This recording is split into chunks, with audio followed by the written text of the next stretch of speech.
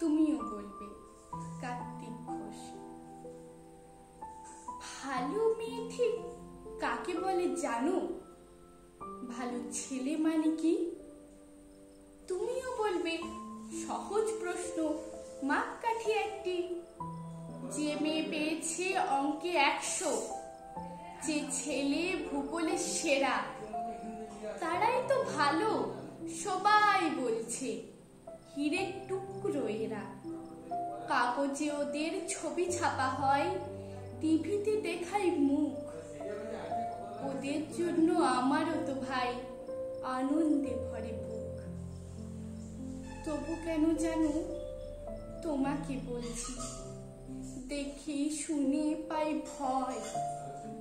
শুধু এত এত নম্বর পেলে কি ভালো ছেলে মেয়ে হয়? আচ্ছা ধরো না, যে মেয়ে পেয়েছে অঙ্কে অনেক কম, ওর গান শুনে মুগ্ধ সবাই, হাততালি হরদম। ওই যে ছেলেটা পাশ করে গেছে এবারেও টেনে টুনে, বলতে কি ভাই আমরা অবাক ওর আবৃত্তি শুনে। নাটকেও তার নেশা আছে খুব, পরের বিপদে ছোটে। পাড়ার তিনি বাংলায় নাকি 30 পেয়েছে মোটে, কিন্তু মেয়েটা খেলাধুলোতে 10 খানা গায় নামে। সত্যি বলো তো, তুমিও বলবে ওরা নয় কেউ দামি? চাইছে অনেক ইঞ্জিনিয়ার, চাই আরো ডাক্তার, পাশাপাশি চাই শিল্পী, খেলুড়ে, স্নেহময়ী সিস্টার।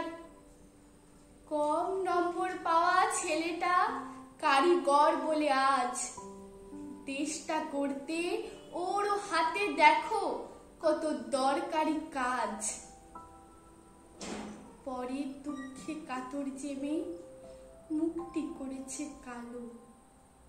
কম নম্বর পেয়েছে বলে কি বলবে না ওকে ভালো?